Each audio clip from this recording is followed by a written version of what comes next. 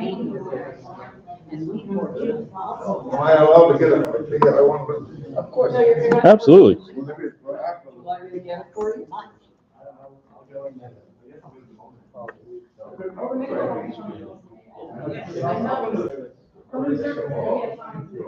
That wasn't much more. Two more than you got to try to remember.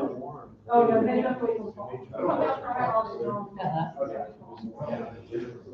Yeah, yes, I would love that. That's your job, and it's all you can always have my job. I'm just ready to stand up.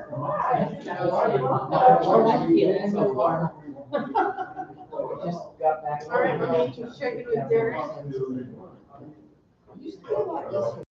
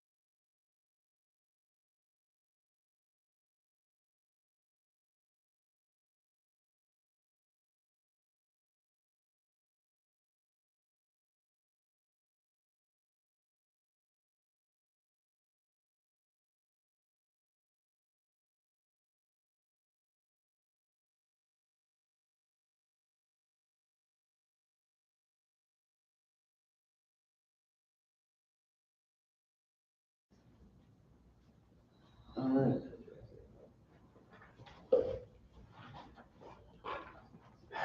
Okay, so hello, Good evening. My name is Michaud. I'm the coordinator of the Judaic Studies program here at the University of Maine. Thank you for coming to this final, and it is final. We're in the last week of classes. It's crunch time for folks around here. Thank you for making the time this evening. This final event in our series of events this semester. This evening we have long overdue, I think, Rabbi Rachel Isaacs. Rabbi Isaacs is executive director of the Center for Small Town Jewish Life at Colby College in Waterville, Maine, just down the road. She's also a spiritual leader of Congregation Beth Israel in Waterville and the Dorothy, Bibby, Levine Alfond Chair in Jewish Studies at Colby College. So she's very busy. And thank you for being here this evening. Among the many honors that I could mention, and I'm not even going to try to do it full justice, Rabbi Isaacs was named one of America's most inspiring rabbis by Jewish Daily Forward in 2014.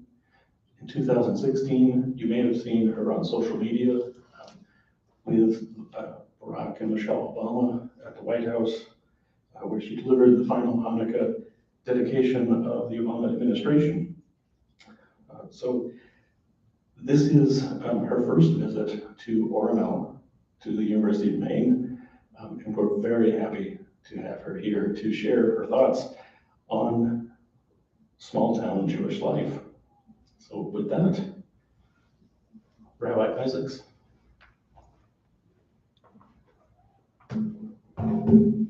So thank you so much. All right, more on my level, maybe. You know, we're having a synagogue renovation at Beth Israel. It's the first time the synagogue is being renovated since it was built in 1957. And all of the most important renovations are around my height. So if you come to Beth Israel, you'll see that the podium, you can't quite see my face.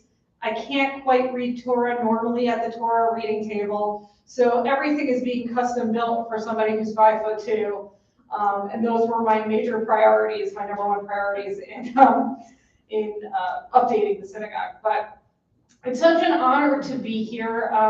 There are many places I haven't been in Maine, even though I've lived here for 13 years. So this is my first time in Orono. I still have not made it to Acadia. At some point, that has to happen. But part of the reason that I haven't seen as much of Maine as I would like, although I've been in some unexpected places like Presque Isle and Jackman. There are always funny reasons why I end up in various parts of Maine, but is that I've got a lot going on in a little town.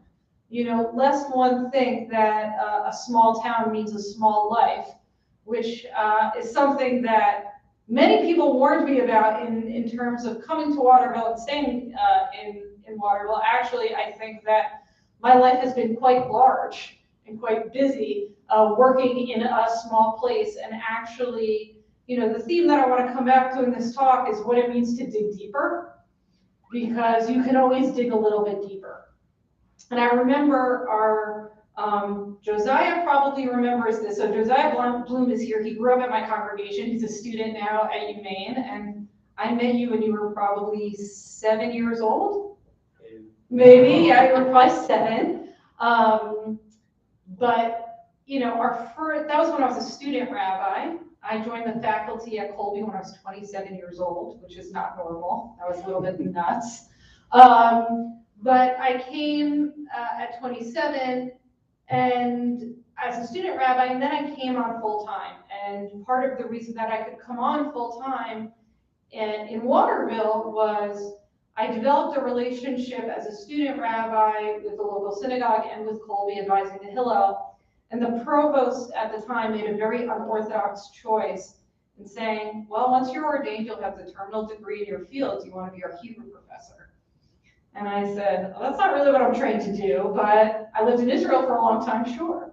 And that was the beginning of an incredible journey. But a lot of my journey in Maine wasn't just mine. It was a journey that I went through from really the very beginning with the woman who is now my wife. And when I was a student rabbi, she was living in Tel Aviv.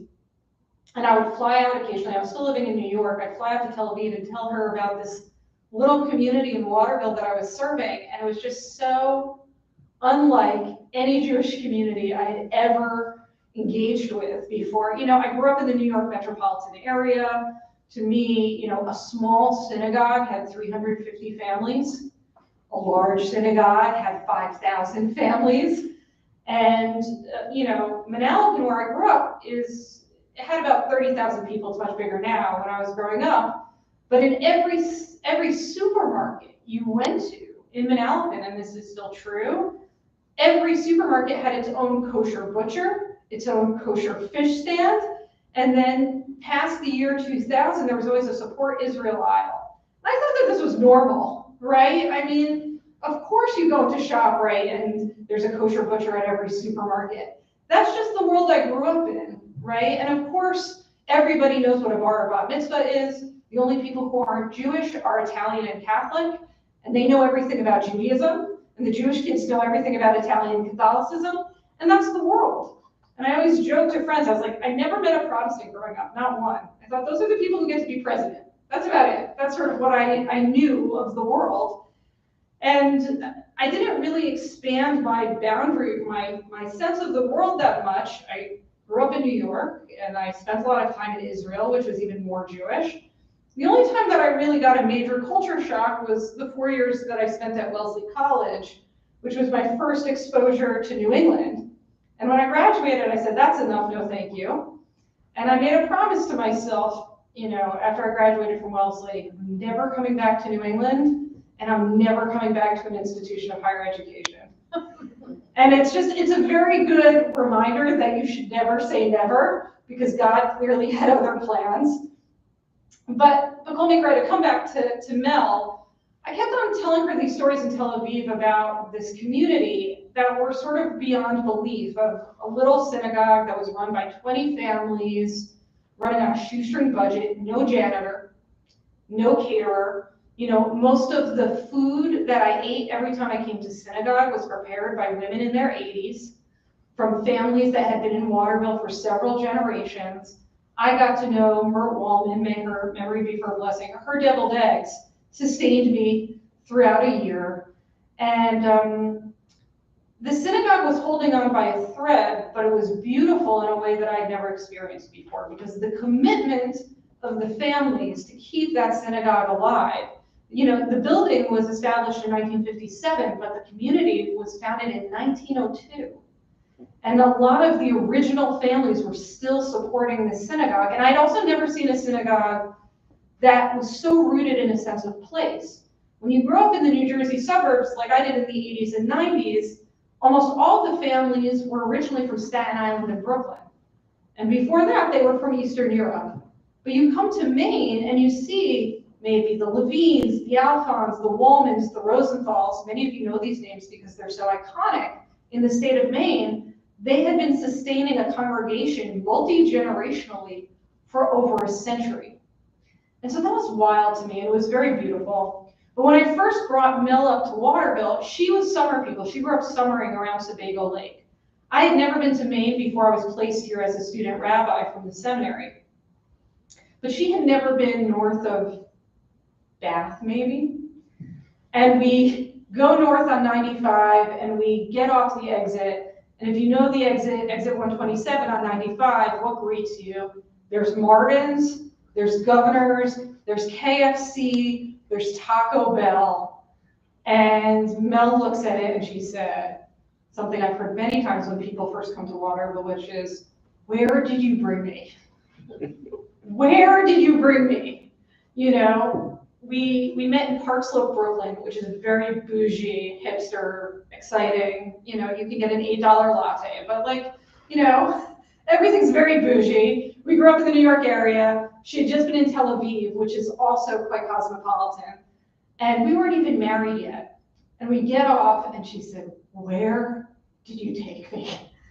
And I had this sort of pit in my stomach of, where did I bring her? And what I had to try and sort of have this conversation with her was, you need to dig a little bit deeper when you come to Maine. That what you see when you get off the highway is not actually the heart and soul of a community. It's not readily apparent. You need to dig a little bit deeper before you see the beauty. And we've been here now for 13 years, so obviously Mel saw the beauty too. But part of digging deeper to see the beauty in Maine was, you look out, and Waterville, especially before Colby started investing so heavily in downtown Waterville, it was in really rough shape when we first came. But what you could see on the surface is, this is a primarily white small town in decline with no hope for any kind of vibrant future, and everybody's basically the same. But that's a very ignorant point of view. But I do think it's what most people see, and I know this because every time we get new employees at Colby, I have to work really hard to try and convince them to stay just a couple of years so that they have the time to dig a little bit deeper. Because they're like, how have you been here for 13 years? Why are you choosing to raise your children here? And I was like, if you just take the time to dig a little bit deeper, you're gonna see what I see. And there's actually a very famous song lyric by Yehudit Ravitz, who's a wonderful Israeli pop musician, and it's Divarim shelo ro'im mikan ro'im, no, shelo ro'im mikan ro'im mikan. So the things that you don't see from there, you can see from here, which is a very common sentiment in Israel, which is, if you just see small town Maine from the exit for the first time, you're not going to see what you can see if you've actually put down real roots here and dug a little bit deeper. And I was just talking to Derek, actually, when I started staying in Waterville and I started digging a little bit deeper, what Mel and I could see at that next level was, okay, everybody here might be phenotypically white, but there's actually incredible diversity in Waterville, and it's historical diversity. I realized that there's a mosaic of really 4 ethnic groups, right? You have the Wabanaki, you have Franco-Americans, you have the Maronite Lebanese Catholics, and the Jews. And these communities have been in relationship with each other for a century. And I had never heard any of the names that I know so well that now I can identify, whether it's Jabbar or Jabber, right? Like, there are certain names that you just learn and you're like, oh, you're from the local Maronite church. Or, you know, why is it at the convenience store at the corner of Western Avenue and First Rangeway, they have this thing called Totery Pie? I'm like, what is that? Right? And you realize that it isn't just, did I say it wrong? Yes. Tell me how to say it correctly. In Waterville, we say tute, but totier. Totier, right? See, I've only seen it. I've never eaten it because it's made with ground pork. Yeah. So I've admired it from afar, but like, I didn't know what these things were. Clearly, I still don't totally. I had to Google it. And so I'm sort of seeing these things. What? No one really knows. No one really knows? Yeah. No one really knows. Well, no, she knows. She does, yes. And so what I started to see was these long, deep traditions. And there was this moment that was quite transformative for me, which was the former priest at the Lebanese church on College Avenue, or it's actually on Temple Street in Waterville. His name was Abuna Larry, and I loved him. He was really wonderful. And I was invited to his jubilee. He had been a priest for 25 years, or an Abuna, which is really exciting for me because in Hebrew, the word for father is Abba, right? And so there are these deep connections to the Middle East, and actually there's a huge mural now in downtown Waterville of Lebanese history that actually includes the state of Israel on it, which is no small thing. Yeah. That is not a small thing. And I went to this church, and it was this amazing experience because it's just stunningly beautiful. If you've never been there, you should. And I'm sitting there, and all of the elders of the church said to me, you know, you're the first rabbi that's really ever been here with us. And everybody thought I was a nun because I was wearing a kippah, and I'm like, no, I'm a rabbi. And the Mass was in Syriac, which is a cousin of Aramaic, which is a language that I was tortured by for many years in rabbinical school, but I had to learn in order to study Talmud, which is most of what you do when you're studying to become a conservative rabbi at least. And I could understand the Mass.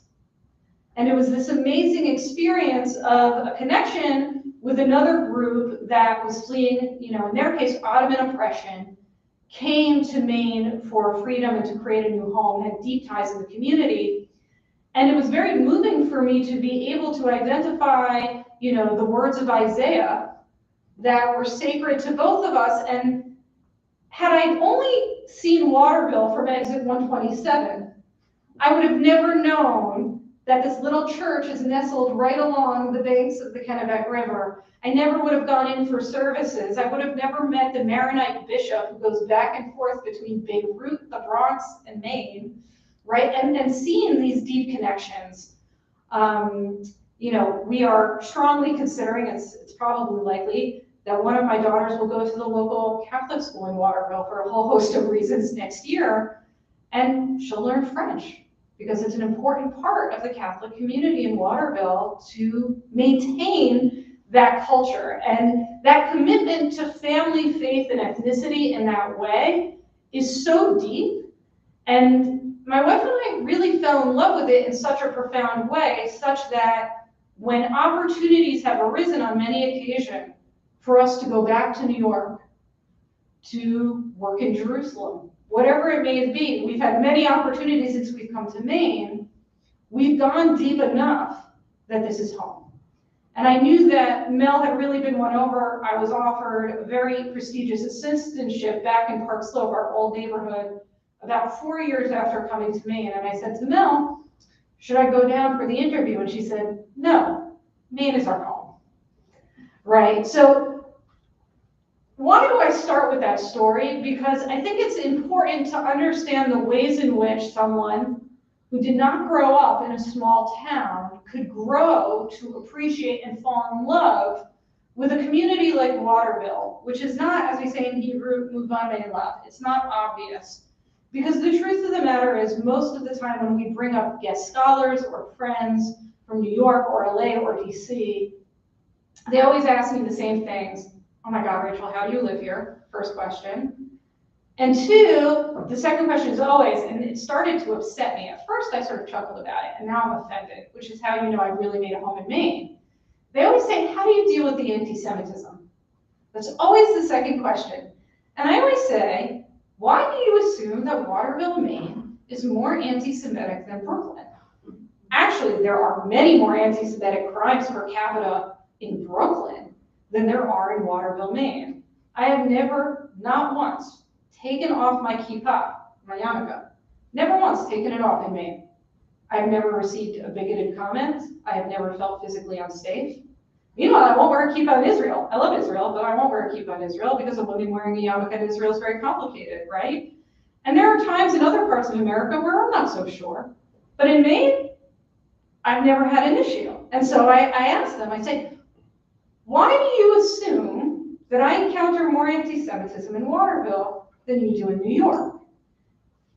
And then they start getting uncomfortable.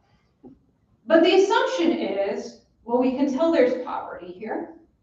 We can tell that it's rural. It looks homogenous to us. It must be dangerous. And I'm always like, that's actually not true.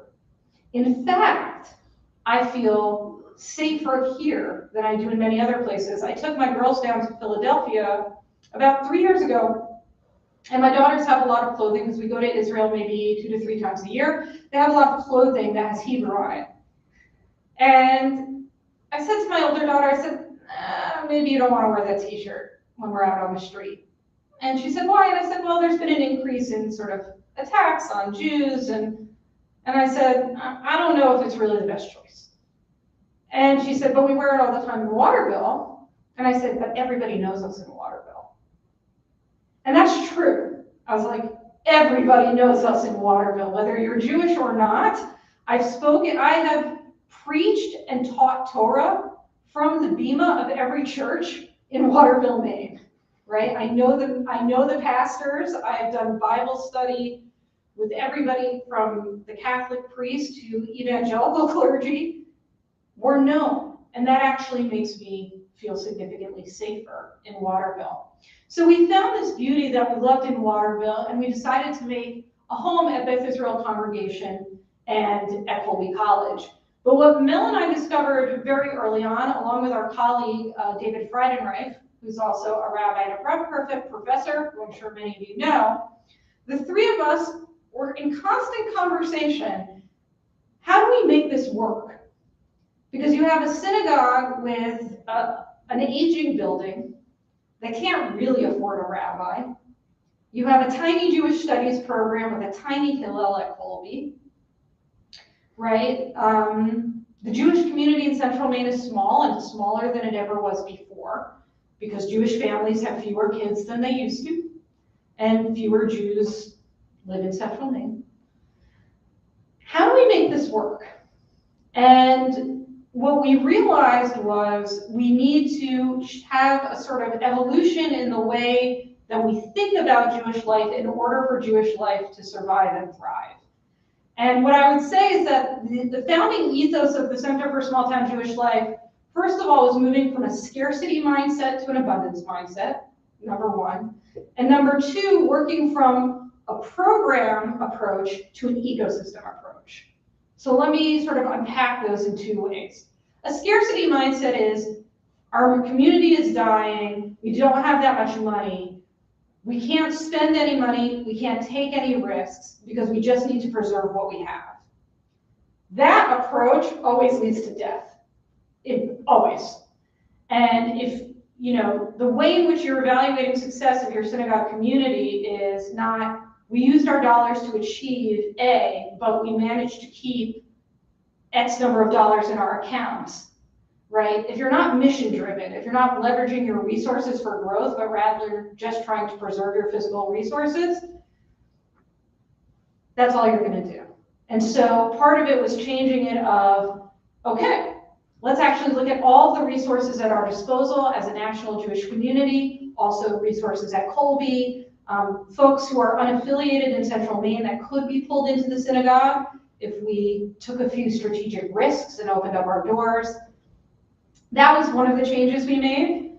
The college, Colby, to its credit, invested seriously in its Hillel and Jewish Studies program and reached out to its alumni to fund those programs.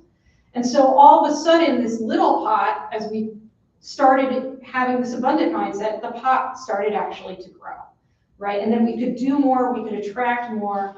And just to give some sense of the numbers, the Hillel, and Josiah probably remembers this, Colby Hillel was like 5 kids, right? And they had like 2 events a year in 2010, had very limited interaction with the local synagogue.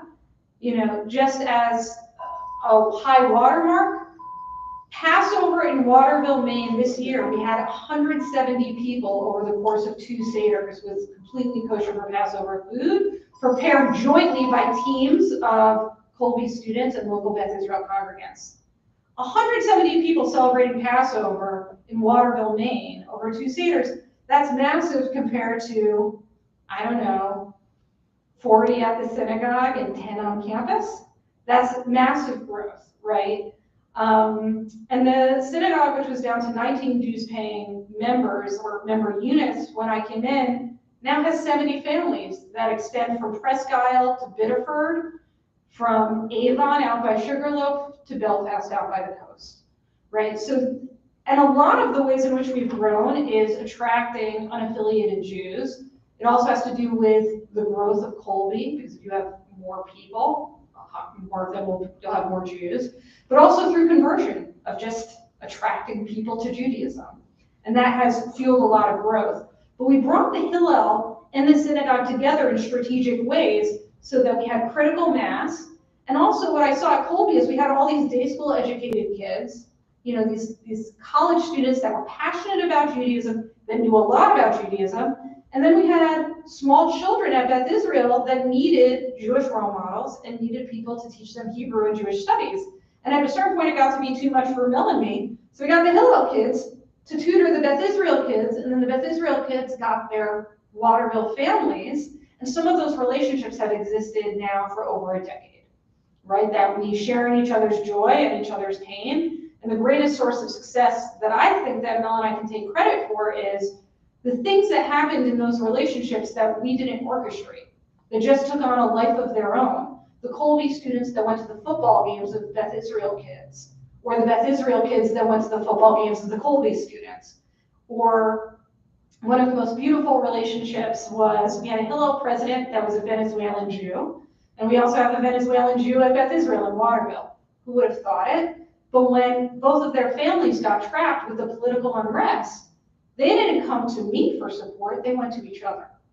And that's ecosystem change. That's nothing to do with a specific program like, oh, we brought in this wonderful guest speaker and that's what invigorated our community. It's how do you knit together relationships that become part of the fabric of your life that make Judaism just part, and Jewish community, something that changes the nature of your daily life and makes you more invested in Jewish life. And one of the important changes that I think we've made in Jewish studies at Colby is we really don't bring in celebrity speakers anymore. We used to bring these huge big name speakers, but what we found is you come to an event, you learn something, then you leave. What we've decided actually is to reorient our resources towards cohort-based learning that extends over a series of years so that the students connect with each other and their professors in a holistic and deep way so that they stay part of the Jewish Studies program for 4 years, right? So that's part of the program's ecosystem changing and from scarcity to abundance. And those were that's how we got Jewish life off the ground in Waterville. And we gave a name to that change, and that name is the Center for Small Town Jewish Life. Now you can think it's like an organization, but it's really not an organization. I mean, first of all, it's part of Colby, it's not an independent organization. But really what we do is we seed new Jewish ecosystems. And that's sort of a different model than most nonprofits that are either direct service, right? Providing a direct service to individuals or providing programs for a community. How do you build relationships that change the nature and the trajectory of people's lives that make them turn deeper to Torah and Torah communities? So that's the genesis of the Center for Small Town Jewish Life. I can't, sort of tell the story accurately without saying there was financial support for all of this. And that's also part of the ecosystem change in the story of Waterville, because when Mel and I decided that we wanted to stay in Waterville, Maine, there really wasn't any money to pay our salaries. And so the Alfond family, that's a founding family of Beth Israel Congregation, came in and they said, we're going to make sure you stay. And they wanted their family synagogue to survive, and they knew it was good for Colby. But more than that, they just wanted us in Waterville, right? So one of the most crucial things that I do in my role as the rabbi of Beth Israel is I serve on the board of Educare, which on the face of it is not particularly Jewish. It's a Head Start program where I've sent my kids. But this is part of the ecosystem change, which is it's not just my job to keep the synagogue alive. It's to be the rabbi of Waterville and to all of Waterville's inhabitants, not just the Jewish community. And so it's about bringing and retaining resources in Waterville. And the Alfond family allowed me to stay in my role, and Mel as well. But they also gave us the seed money for the Center for Small Town Jewish Life. What we're doing now at the center is working not just in the state of Maine. We bring all of the synagogues and Hillels of Maine together for the Maine Conference for Jewish Life every June. We bring all of the Hillels together and much of our community for our fall Shabbaton. In addition to the work that we're doing in Maine in terms of ecosystem change, we're now starting to do national impact work, and that's mostly the work of David Friedenreich, my colleague, and Rabbi Madeline Cooper, who are saying, look, Hawaii is not like Maine. I mean, that's not necessarily mind-blowing. But here's a state that actually has a good amount of poverty, that actually is quite rural, that has a small Jewish community that's dispersed over several islands, and each island Jewish community is struggling to stay alive alone. So in many ways, it looks like Maine 13 years ago, even though they have macadamia nuts, I guess, instead of potatoes, right? Better weather, depending on who you ask, right?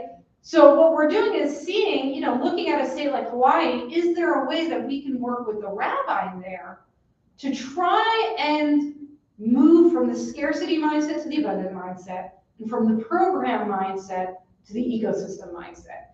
And how do you can't just cut and paste. You can't like highlight Control-C, Control-V. Like you can't do that. But how do you translate the Torah of Maine and make it relevant and transformative to become the Torah of Hawaii, even though they're going to have their own traditions, their own indigenous peoples, right, their own story.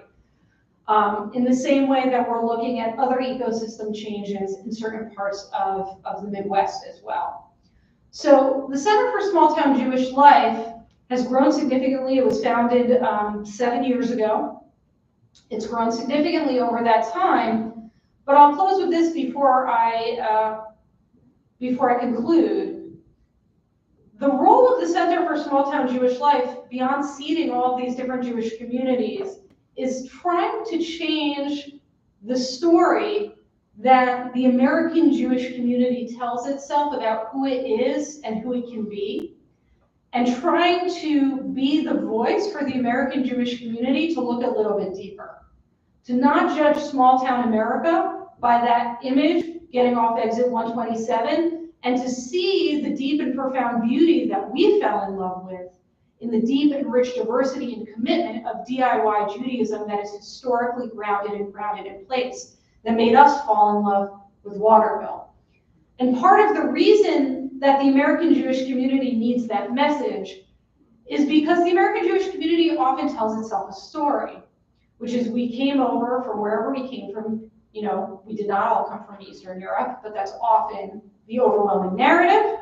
Came to the United States. Yes, we were spread across the country. Maybe our families had factories, or maybe they were peddlers. But then we succeeded. And then we went to fancy colleges. And when we made it, we moved to 12 major cities and their suburbs, because we made it as Americans. And therefore, we live in places that are wealthy, that are influential, that matter. That the Watervilles are the places you leave behind on the way to becoming a successful American, and that if there are Jews left in places like Waterville or Bangor or Bath or Auburn, that's cute, that's sad, they can move to us, and we can turn their synagogues into museums, which is what I hear all the time. I go to national Jewish conferences. What are your plans for turning your synagogue building into a museum when it inevitably dies? There are organizations throughout the Jewish world that are committed to doing just that, because the assumption is the Watervilles will never survive, they will never thrive. And at the Center for Small Town Jewish Life, we're just not willing to accept that narrative. And we're not willing to accept that narrative for a few reasons. One is that it is unbelievably dangerous to assert, either on the face of it or through implication, that in order to be Jewish, you need to be wealthy. That is a very damaging narrative that many in the Jewish world sort of accept and implicitly or explicitly will sort of work on that assumption. In order to be part of the Jewish community, you need to afford to live in a major metro. You need to afford to pay $5,000 a year in dues. That does not include religious school education or high holiday tickets, right? That is the price of admission. What that does is that whenever you have Jews, wherever they live, who don't fall in the upper class or upper middle class, they internalize that they don't belong in the Jewish community because they can't pay the dues in every sense of the word.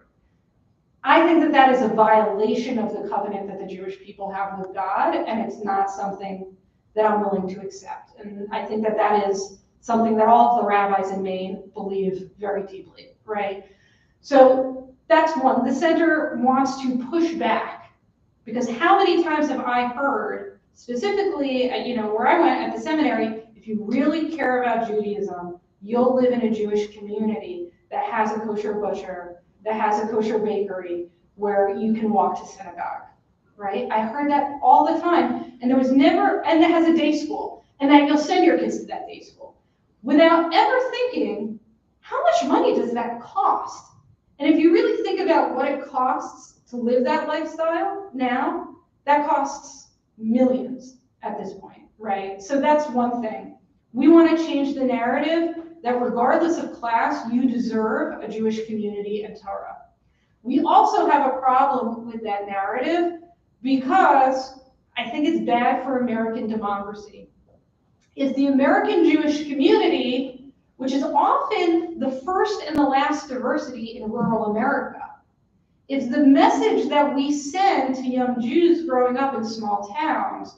When you make it, you leave these places and you come to New York, Boston, LA, Chicago. What that means is you are advancing a narrative to the Jewish and the non-Jewish world that Jews don't belong in rural areas and small towns. And Jews are often, not always, our communities are more politically diverse, I think, than a lot of suburban and urban synagogues. But often, as the first and the last diversity, we are bringing a more expansive narrative of what it means to be American to rural America. If you read the testimonials, and you can see this on the Documenting Jewish Maine website, the testimonials of the people who used to engage with the Yiddish-speaking peddlers in Aroostook County and down east, they loved those Jewish peddlers, not only for their wares, but because they would bring stories of the world to Maine. They brought stories of their families in New York. They brought stories of Poland and Russia and Germany. In the case of Waterville, they brought stories of North Africa, right? And so what happens when we just say, well, we're just going to let that fold? We are going to be part of this story of self-sorting politically, culturally, ethnically. What does that mean for the future of American democracy? For me, that is actually an existential threat to the future of liberal democracy in the United States. So I think the Jewish community plays a unique and important role in diversifying rural and small town America. So these are the values that animate the center. We're very grateful that Colby houses us. And moving forward, what we're doing is trying to work with the Jewish community of Northern New England to make it the best version of itself as it wants to be connected, to not feel isolated from the rest of the global Jewish community, to serve as a connector among the Jewish communities and Jewish individuals of Maine, to connect Maine to the rest of the Jewish world. Also teaching the rest of the Jewish world how to understand small town Jewish life, and being the voice of, on the national Jewish scene, of advancing socioeconomic and geographic diversity, which increasingly is very much the same thing, in the American Jewish community, basically saying every Jew deserves Jewish life. Every Jew deserves Jewish life, and non-Jews are enriched by it too. Now, most people agree with that in theory, but the overwhelming majority of people aren't willing to invest in every sense of the word to make that true. And so what we're trying to do is hold up a mirror to the American Jewish establishment and say, if you really believe that every Jew counts, if you really believe that every Jew deserves Torah, you need to change the way that you're doing business. You need to dig deeper. You need to see what we see. You need to care enough to see what we see. Because in my 5th year of rabbinical school, when I was placed in Waterville, I was part of a program that no longer exists. It only existed for 3 years. Conservative rabbinical students were put in small town pulpits across the country. I was placed in Waterville, some people in the Mississippi Delta, some people in Reno, Nevada. We came back to the seminary, and the person who was in charge of my movement at the time said, what you're doing is beautiful. However, let us all acknowledge that the future of the American Jewish community is in 12 major urban centers, and we need to use our resources strategically to sustain Jewish life in those 12 major urban centers. So what you're doing is, it's beautiful, it's mitzvah, it's a beautiful thing, but let's not kid ourselves that we can serve every Jewish community in an outlying area. And when I heard that, what I thought to myself, and this is probably the most controversial thing I'm gonna say, is, you know who doesn't say that? You know who doesn't believe that? Chabad. Chabad doesn't believe that. Chabad doesn't believe that. And in many ways, even though I, the lesbian 40-year-old rabbi from the Jersey Shore, I look very different than Chabad. And Chabad would never own me, right? But in many ways, they were my inspiration and they were my model, because their foundational principle is every Jew counts.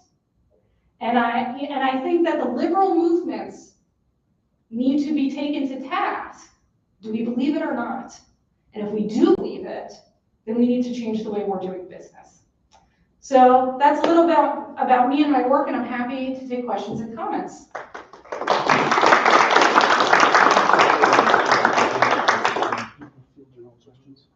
Sure. Yeah. It's a friendly crew. I know half the people You're a professor, here. you're a pro. Yeah, it's fine. Yeah, okay, great. Questions, comments? Yeah. So first one, I had a couple things that you said I really reacted to. So Yeah. one was, I want to thank you for what you said about anti-Semitism in Maine versus the major urban centers. So I grew up in one of the, not one of the names, but I grew up, I went to Jewish school. I lived in a 40% Jewish section of town. Lots of Jews, but that didn't make it safe because that was Squirrel Hill. Oh, yeah. The other thing I wanted to just note was we were just visited by Chabad, and when Rabbi, when Lance was asking about the Jewish geography of my family, right before Passover, and I told him where I had grown up. He said, "Oh, Pittsburgh, big Chabad town." I think that what you're basically saying is that every town has become a big Chabad town. So, thank you for what you're doing. Absolutely, thank you. And amen.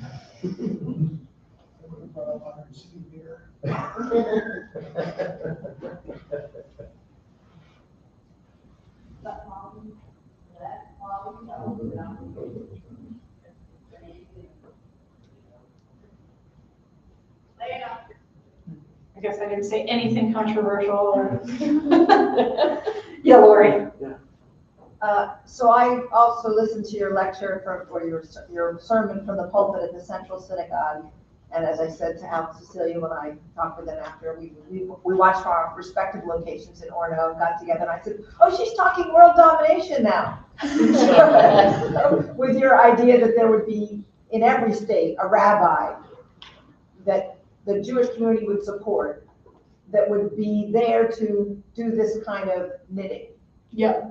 And I thought that was a wonderful idea. And yet, what I see that we have in Maine is a network of rabbis that don't have no hierarchical model, that you all, it appears to me, are very connected with one another and supportive of each other's communities. And so I loved what you said. I loved the idea of world domination, but I also thought that that's something, again, that even the person running your rabbinical school program didn't acknowledge, that the network also of the leaders working with connecting with each other is really important. And so I want to thank you, because that's a teaching Torah, to teach us all how to be connected to each other. Yeah, I think it's a really important point. I mean, for those of us, none of the rabbis in Maine grew up in Maine, except I guess for the Chabad rabbis, right? But we all came from other places, and I remember talking to Rabbi Struley down in Auburn, and he said, and I understood this because he was a rabbi in New Jersey before he came up to Maine, which is where I grew up, and he said, you would never have a group of rabbis get along like this and help each other like this, in New Jersey, and I know that, there's territorialism, there's bad feelings, there's poaching, all this. And in Maine, you know, part of it is just we're lucky that it's good folks. It's a culture of getting along. But I think part of the reason that we get along is that we couldn't survive if we didn't have the support of each other. You know, who else understands what my kids are going through? It's only the other rabbis in Maine, or what it's like to try and keep kosher when you're no longer in the New York area, or what it means to be the only Shomer Shabbos family in your town, right? There is no way that I would have lasted this long, or that Mel would have lasted this long, if it weren't for the support and friendship that I have with the other rabbis in the state. It's, you know, so in an ideal world, you have this non-hierarchical, you know, network. What I'm saying is there should be at least one. In an ideal world, there are more than one, because it's too much work for one. But there are huge swaths of the country now where there are no rabbis. And this problem is exacerbated because a lot of small town communities in the Midwest were supported and served by Reform rabbinical students who were studying at HUC Cincinnati. And the HUC system shut down its Cincinnati campus for very legitimate reasons. I'm not saying this with any judgment. But as a result of that, you have dozens of communities that were kept alive and supported by Reform rabbinical students for decades that now have no one. And as far as I know, Bill, maybe you're hearing, Rabbi Seymour, you're hearing things that I'm not, I don't think that the liberal movements have a plan to serve those communities. The plan is to forget about them and do something else. Correct. So, yeah, I don't have enough energy for world domination, Lori, but yeah, sure. So, Rabbi, I came in late. I've experienced a small town in Colby a number of times and love it. I'm just curious, and maybe you've already addressed it, so if you have, but I'd just really love to hear you talk about how small town, we'll call it that because that's what how small town expression of Judaism is different from the Judaism that we probably, many of us grew up with. And I know it's almost as if it's a developing thing in a sense. I mean, it's dynamic, certainly. But how do you see it as different? Sure, so that's a wonderful question. And I should say, the Center for Small Town Jewish Life is one of the greatest liabilities of the Center for Small Town Jewish Life, that name. Nobody can pronounce it, it's too many words. And this is a story of college bureaucracy, because originally it was supposed to be the Center for Rural Judaism. And the president of Colby at the time, who I loved, who let us found this, I mean, he was a great ally, but he said, Waterville is a city. Which technically it is. And I was like, yeah, but it's not. And he's like, it is a city. And I was like, well, we're not going to be the Center for Small City Judaism, because it's not true. And most one of the two rural educator sites. Yes, one of two rural educare sites. So that's why we became the Center for Small Town Jewish Life, but nobody can get the name right and whatever. How is it different? So we've actually identified certain things that differentiate small town Jewish life, certainly today, from major urban areas. So I would sort of put it into three categories: class, diversity, and a culture of participation, and a culture of leadership. Those are the four things that we've identified at the center. So class, small town communities are more socioeconomically diverse and have higher rates of poverty, which isn't to say that there isn't poverty in urban and suburban Jewish communities. There is. It's just the percentage is higher, and as a result, we need to be more aware of pricing of everything that we do. Let me give an example. I took my community to Israel. Happy birthday, Israel. It's Yom Ha'atzmaut, day of great, you know. I took my community to Israel, and unlike the synagogues where I grew up, and you couldn't just be like, okay, everybody has to pay $5,000, let's go, right? That could never fly at my shul. Because, well, first of all, there wouldn't be very many people who would come. And second of all, it would cause a huge rift in my community between the people who could afford it and people who couldn't. So what I said to my parnas, my major benefactor, you need to give me money so that I can make it pay as you can afford.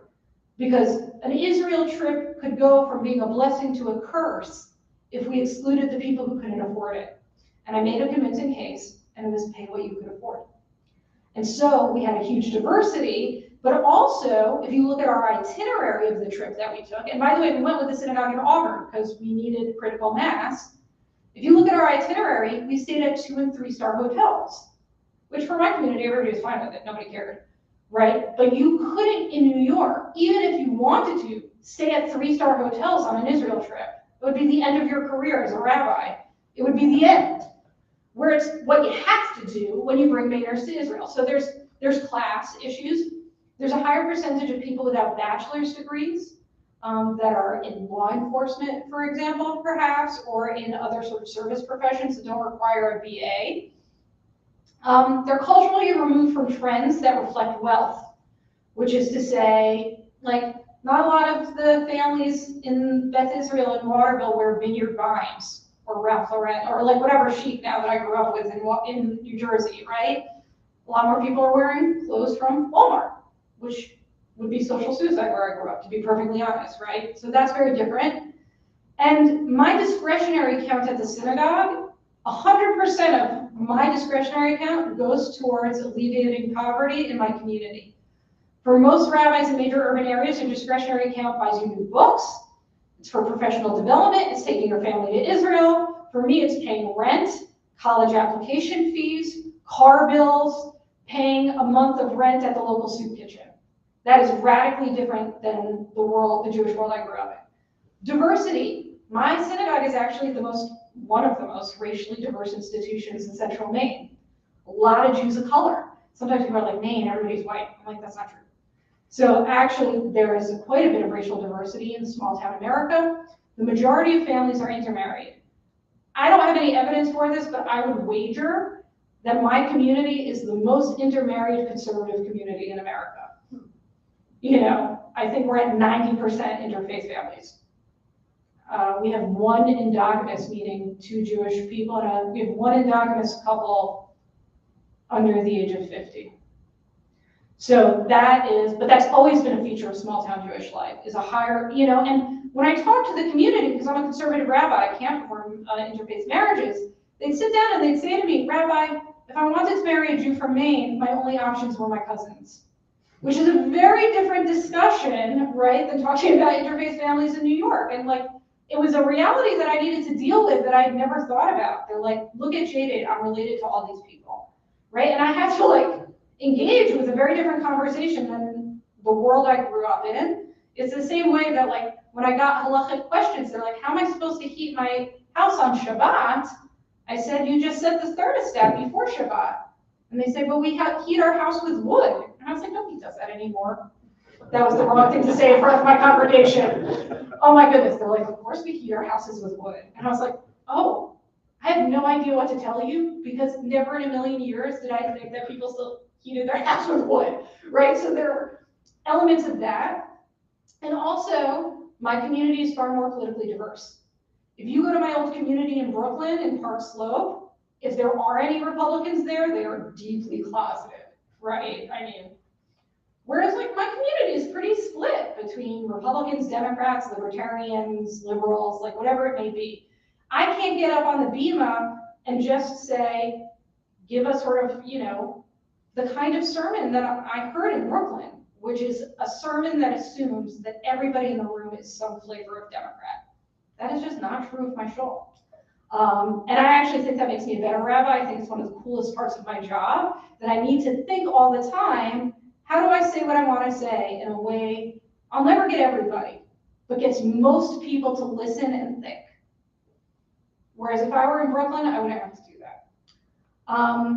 Then there's the culture of participation. Everything is DIY. You don't have a janitor. You don't have a caterer. If you want something, you have to do it yourself. You need to work with everybody else in the community, whether you like them or not. You can't just leave and join another shul, right? But the other element of that is that people get burned out at a much higher rate in small town synagogues because it's much harder to turn over leadership. And then there's the culture of leadership. If you look at the kids that went through the Hebrew school at Beth Israel, almost all of them are involved in Hillel. We have quite a few Hillel presidents that were raised at Beth Israel Congregation in Waterville, Maine, right? And it's very exciting for me when my colleagues call from Boston, New York, Montreal, and they say, our Hillel president grew up at your shul. And I said, yeah, my tiny shul is producing Hillel presidents. But that's because they're used to doing things on their own and not just paying other people to do it for them. So if you look at the leadership of a lot of major Jewish institutions and foundations, even big ones that are based in major cities, a lot of times their presidents and CEOs grew up in small towns because of that culture of leadership. You have to be flexible, you have to be creative, you have to be innovative, determined, and accountable. So that's sort of how we describe, often telling the story of the difference between small town Judaism and large urban Judaism.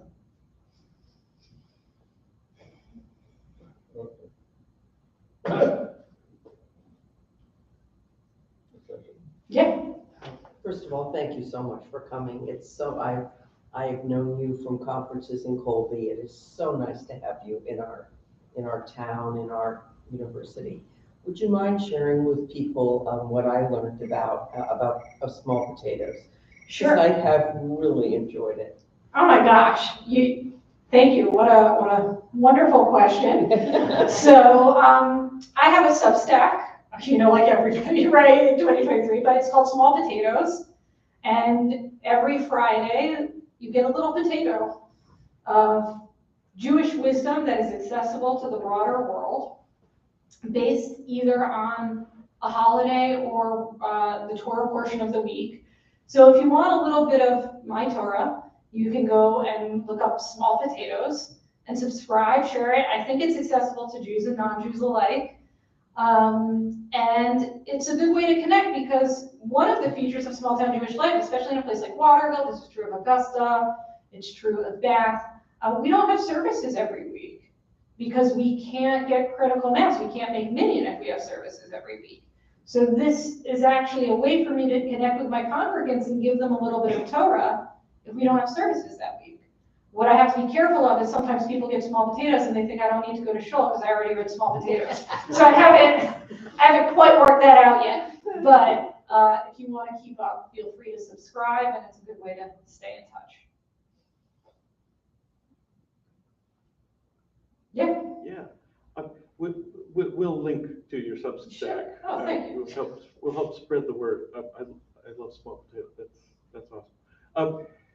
Could you say something about the conference coming up in June? Sure. Yeah.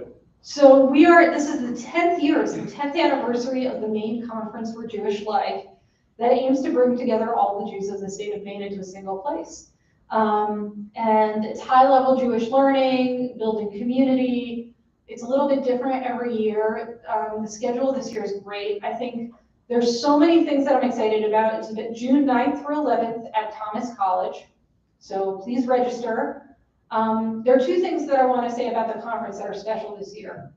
The price of the conference had to go up this year because of supply chain issues and staffing issues at Thomas. And all colleges are having staffing issues. This isn't unique. But Mel, my wife who organizes it, started getting lots of emails from some of our most loyal participants. If this is the price, we can't come, and this will be the first conference we miss. And so Mel and I sat down and we said, well, what are we going to do?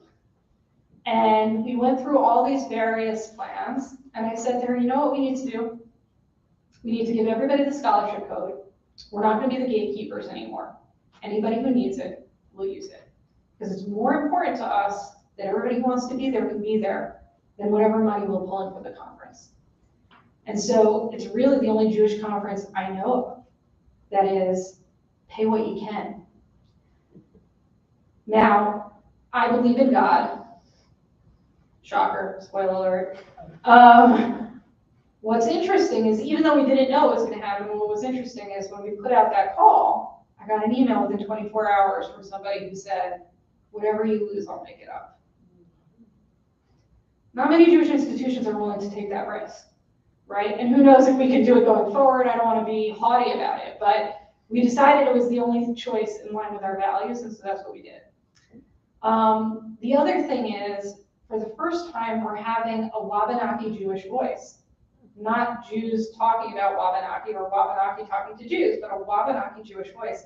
And she's giving a presentation on 2% strategies, how to survive in the world when you're only 2% of the population. And I'm like super excited and intrigued by that, in addition to a variety of wonderful Torah presentations. And this is the first conference I won't be teaching at. I won't be doing a session because we have so many speakers. There isn't room for me. Which is kind of cool, and I think that's kind of the transition we're going through right now, is that really I'm just facilitating other people's Torah more than anything else. But you should register. Price should not be a barrier. It's great Torah. But every year when we look at the evaluations of the conference, the number one thing that we see, some people like this presentation, some people like this service. The number one highest rated event at the conference all 10 years is the cocktail hour. Every 10 years, the cocktail hour is the number one activity. And I think of that as a success, because it isn't like the wine is of such great quality. It isn't like the beer is so wonderful. It's not the cocktails themselves. What it signals to us is the thing that people appreciate most about the conference is the opportunity to network with Jews from around the state. And this is the time you have the ability to do that. So that's the conference coming up June 9th through 11th. Great Jewish learning. It's really, it's the greatest weekend.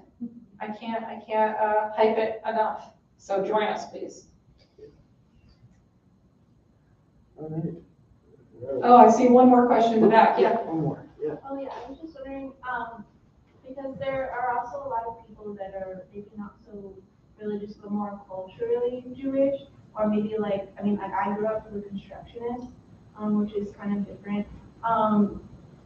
So I was wondering if like your center like deals with also like trying to like include people that maybe don't identify or like are so much religious but like want to be involved in the cultural side of things?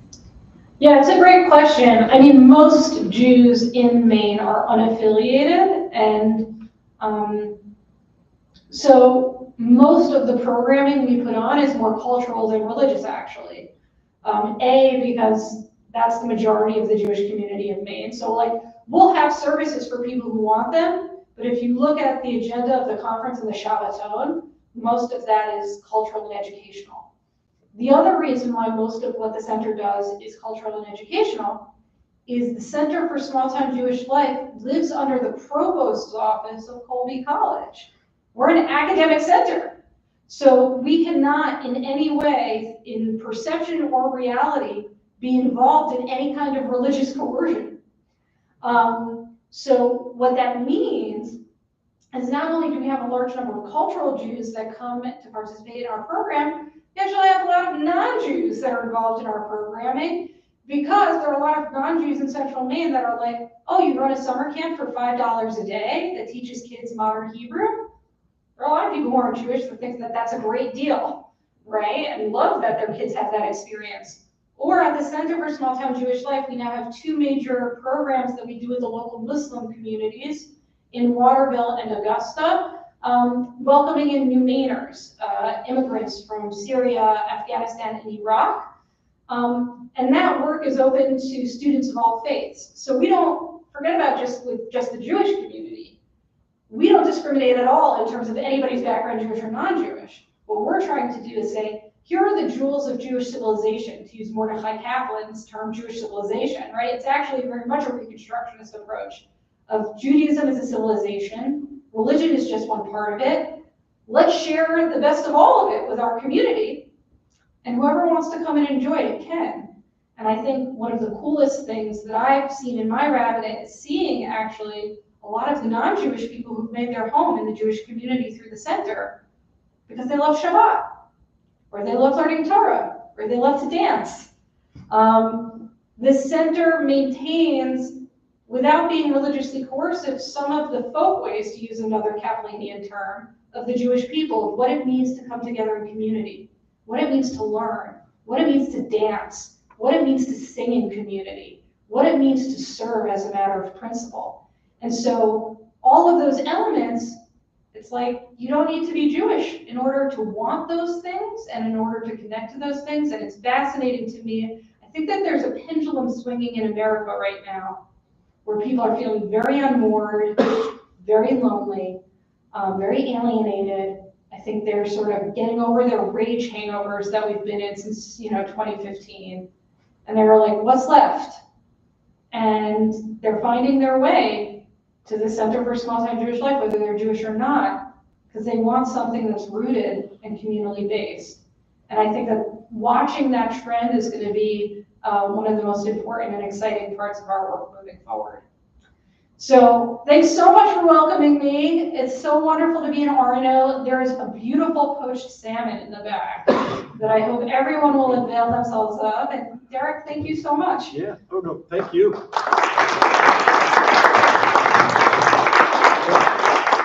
So, yeah, thank you. You beat me to it. There is a salmon back there. Unfortunately, folks watching on YouTube right now, you miss out on that part. But please help yourselves, enjoy each other's company, keep the conversation going, and thank you all for coming. And thank you again, Rabbi Rachel Isaacs.